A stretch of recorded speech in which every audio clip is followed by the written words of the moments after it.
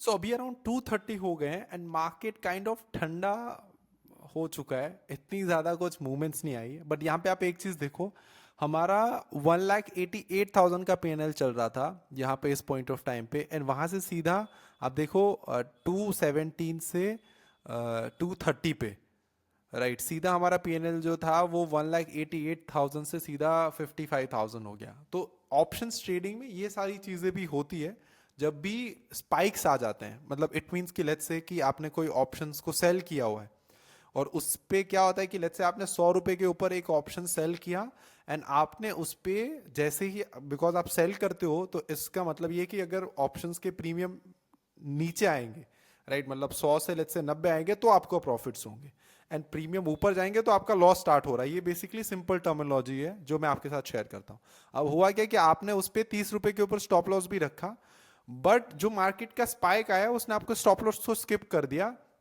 जो आपका ऑप्शंस का स्टॉप लॉस 30 रुपए के ऊपर लगने वाला था वो बेसिकली 50, 60 या 70 के ऊपर आपका स्टॉप लॉस लगा, तो वहां पे आपको एक मेजर जो है वो लॉस हो सकता है। तो वो अभी बेसिकली हमारे साथ हुआ है, दिस इज इसी की वजह से हमारा जो पीएनएल है वो थोड़ा सा कम हो गया है। But it is a part of game. Profit and loss देख के आपको आपके ट्रेडिंग डिसीजंस जो है चेंज नहीं करने चाहिए। मेनली ट्रेडर्स के साथ यही प्रॉब्लम होती है कि वो प्रॉफिट एंड लॉस देखते हैं, उसके बाद उसके डिसीजंस चेंज हो जाते हैं, बिकॉज ट्रेड लेने से पहले आपका डिसीजन कुछ और था। जैसे ही आप ट्रेड ले लेते हो और थोड़ा सा भी आपको नेगेटिव दिख रहा है, अब आपका माइंड आपसे इस तरीके से बात करता है कि अब आपने कुछ गलत कर दिया है, अब इस सिचुएशन से कैसे भी करके निकलना है आपको। और जैसे जैसे वो लॉस बढ़ता जाता है, राइट आपका अभी भी स्टॉप लॉस हिट नहीं हुआ बट लॉस आपका जैसे ही बढ़ता गया वैसे वैसे आपको आप एक फियर में आ गए और आपने ये सोच लिया कि अब मैं और क्या कर सकता हूं, मतलब मुझे कैसे भी करके इस सिचुएशन से निकलना है। इट्स लाइक दिस कि यार आप कहीं पे फंस गए हो, सामने आग लगी है, अब आपके पास एक ही रास्ता है कि यहां से इस बिल्डिंग से सीधा आप कूद जाओ, राइट। तो ट्रेडर्स ये गलती बहुत करते हैं, बिकॉज जब आप ट्रेडिंग करते हो तो मेन गेम जो होता है वो बेसिकली स्ट्रैटेजी का होता है, कैपिटल का होता है and mind management and money management का होता है, राइट। ये तीन चार चीजें जो है वो इंपॉर्टेंट है। बाकी सारी हवाबाजी है, बाकी सारी बातें, कोई आपको ये स्ट्रैटेजी फलाना स्ट्रैटेजी 100% वर्क, ऐसा कुछ नहीं है मार्केट्स में। 9 साल से ज्यादा से ट्रेड कर रहा हूं मैं और मैंने सब कुछ आजमा लिया है, जो भी आप सोच रहे हो वो सब कुछ, राइट। तो वो मैं जो भी सारी चीजें मैं बता रहा हूं वो मेरे एक्सपीरियंस से बता रहा हूं, राइट कि कोई 100% वर्क वाली स्ट्रैटेजी नहीं है, कहीं पे ऐसा कुछ होली ग्रेल नहीं है, कहीं पे ऐसा कुछ नहीं है कि आपको हर दिन प्रॉफिट होगा। It is a part of game, based on your strategy आपको प्रॉफिट लॉस हो सकता है। कोई कोई स्ट्रैटेजी जैसे देखो इस तरीके से होते हैं, हम बेसिकली काम करते हैं पोर्टफोलियो ऑफ स्ट्रैटेजीज पे, यहाँ पे आप देख सकते हो। तो इस पे 10 स्ट्रैटेजीज अलग अलग होती है और वो 10 स्ट्रैटेजी से एक स्ट्रैटेजी बनती है जिसे हम कंबाइंड पोर्टफोलियो स्ट्रैटेजी बोलते हैं। मैं अभी यहाँ पे सिंपल वर्ड्स आप सभी लोगों के साथ यूज कर रहा हूँ ताकि आपको जो है वो समझ में आ जाए, राइट। धीरे धीरे धीरे हम एडवांस चीजों के ऊपर भी जाएंगे। अब उस पर मीन रिवर्जन भी है, उस पर ट्रेंड फॉलोइंग भी है, उस पर डेल्टा न्यूट्रल भी है, उस पर डायरेक्शनल है, नॉन डायरेक्शनल है, स्कैल्पिंग स्ट्रैटेजीज भी है, सब कुछ उसमें मिक्स है। और वो मिक्स से हमारा एक पीएनएल बनता है, ताकि कोई एक स्ट्रैटेजी चलेगी तो कोई नहीं चलेगी, राइट। तो एट पॉइंट ऑफ टाइम पे मैंने कॉम्बिनेशन हमने इस तरीके से बनाया होता है कि जहां पे बेसिकली हमें एनी गिवन सिचुएशंस पे मंथ ऑन मंथ बेसिस के ऊपर छोटा प्रॉफिट हो जाए या छोटा लॉस हो जाए, बट कभी भी बहुत बड़ा ड्रॉ डाउन ना आ जाए, राइट। तो ये हमारा मेन गोल यही होता है कि प्रॉफिट होए ना होए लेकिन हमें कभी भी हमारे कैपिटल के ऊपर बहुत बड़ा डेंट ना आ जाए। आपको सिर्फ एक ही चीज को मैनेज करना है, दैट इज बड़ा लॉस। अगर आपने उसको मैनेज करना सीख लिया, इट मींस आपने ट्रेडिंग गेम में 30% से ज्यादा सक्सेस जो है वो आपको मिल गए। उसके बाद आपको स्ट्रैटेजीज एंड माइंड एंड ये सारी चीजों के ऊपर काम करना है, राइट।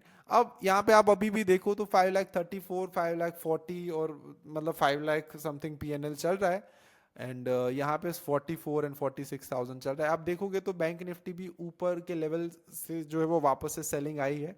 अब नेगेटिव मेरे लिए बैंक निफ्टी कब हो जाएगा कि जब वो इस लेवल को ब्रेक करे 51,520, राइट। यहाँ पे मेरी सेल साइड की पोजीशंस जो है वो हमने अभी लिमिट ऑर्डर डाला हुआ है, यहाँ पे मैं आपको दिखा देता हूँ। सो आज निफ्टी की हमारी एक्सपायरी जो है वो थोड़ी सी सही रही, 1,93,000 समथिंग का हमने प्रॉफिट आज जो है वो बुक कर लिया है।